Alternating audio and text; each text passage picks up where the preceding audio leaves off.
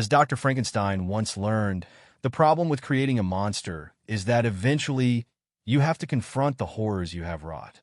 That's what happened to Roy Cohn, Jeremy Strong, after mentoring a young Donald Trump, Sebastian Stan. An American parable of greed and betrayal brought to life with a soap operatic glee in The Apprentice, which is making its North American premiere at the Telluride Film Festival ahead of its pre-election October 11th release date. The movie has generated plenty of press already, garnering cease and desist letters and attempts to block its release from the Trump campaign. But despite that furor, The Apprentice doesn't tell us anything we don't already know, considering the sheer volume of press that Trump has received in the last 10 years. The Apprentice, directed by Ali Abbasi and written by journalist Gabriel Sherman, chronicles the rise of Donald Trump as a real estate mogul and his descent into greed, egomania, and moral bankruptcy throughout the 1970s and 80s.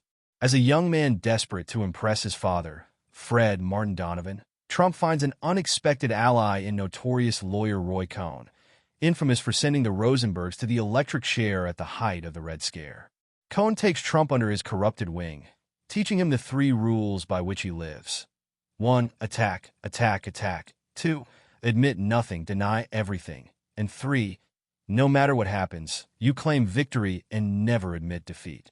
It's a sickeningly familiar playbook to anyone who's watched the news in the past decade, that is a wheeler and dealer. Cohn covets his power and champions the notion that truth is malleable, embracing his status as an indicted and embattled legal figure. But he also has a secret. He's gay, sleeping with Russell Eldridge Ben Sullivan and a host of other men who flit in and out of his circle. But as is so often the case, the student eventually exceeds the master as Trump elevates Cohn's propensity for lies and exploitation of legal gray areas to an art of the deal. The film doesn't offer much insight into Trump beyond what's already out there, hitting the bullet points of his withholding father, early forays into real estate, hyperbolic business dealings accompanied by massive debts, and a latent misogyny that eventually extends to his wife, Ivana Maria Bakalova. Perhaps that's because there is nothing left to plumb. By this point, Trump and every political pundit with airtime has made it abundantly clear who he is and how he got that way. The most disturbing aspect of The Apprentice is how familiar this all is by now and how numb we are to its depravity. What The Apprentice does have to offer is a masterful slate of performances that far exceed the usual mimicry of many buzzy Hollywood biopics. Stan avoids any of the over-the-top late-night parodies of Donald Trump, instead gradually evolving into the more recognizable bloviating, tanned, grotesque figure. At first, he has the marker of only a few of Trump's tics: the slight pucker of his lips, the halting, hyperbolic repetitive speech patterns. But as Donnie's ego grows, so does his waistline, his bald spot, and his exaggerated way of talking, his lips puckering in direct correlation to his spiraling egomania.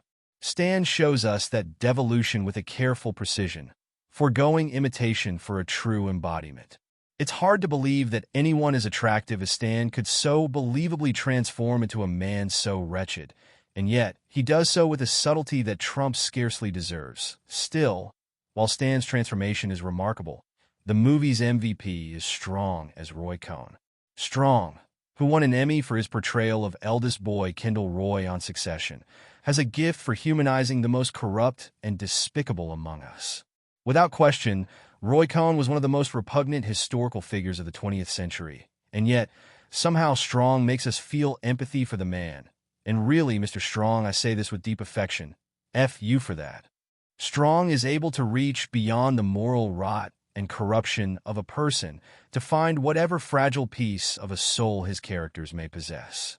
Strong also delivers a riveting arc, beginning as an overly tan power player and wasting away into a man felled by his own hubris and the AIDS epidemic. As Trump slowly excises Cohn from his life, you can practically hear Strong mutter, "E.T. too brute?" as he sizes up the monster he has created. Maria Bakalova, Oscar-nominated for her work in Borat's subsequent movie film, also delivers top-tier work as Trump's first wife, Ivana. She goes toe-to-toe with her husband, initially winning him over with her model body and her business aspirations, a fact that later turns him against her. Bakalova captures Ivana's conflicted love for Donald and the trappings of his lifestyle, while emphasizing that Ivana at least still had some degree of a moral compass. And it's impossible not to relish the strange synchronicity of Bakalova's portrayal of Ivana and the fact that the actress first rose to prominence for her on-screen encounter with former Trump lawyer, Rudy Giuliani. Abbasi shoots everything with a tacky, cheap veneer, though it is sometimes difficult to tell if this is intentional or a factor of the independent production's small budget. Regardless, it mostly works. And Martin Durkoff, David Holmes, and Brian Irvine enhance it all with a score that echoes the surging melodies of Succession, a musical motif that now automatically signifies greed and its deleterious consequences. Near the film's conclusion, Abbasi concocts a cross-cutting sequence that hammers home the thesis of all this camp grotesquerie. As Roy Cohn is laid to rest by a children's choir singing, "My Country 'Tis of Thee," Donald Trump undergoes liposuction and surgery to remove his bald spot. It distills the cognitive dissonance of Trump and Cohn's success and celebrity, juxtaposing the bloody, ugly, entirely false pursuit of an appealing veneer with the twisted patriotism these two men contend to espouse. Only in America could men like Donald Trump and Roy Cohn exist. Their greed, their lust for power, their belief in themselves, and their self-importance a product of the myths of independence and self-reliance they were fed since birth. And in that way, The Apprentice encapsulates the American dream, revealing all the ways in which it can be subverted into a nightmare. Grade B+.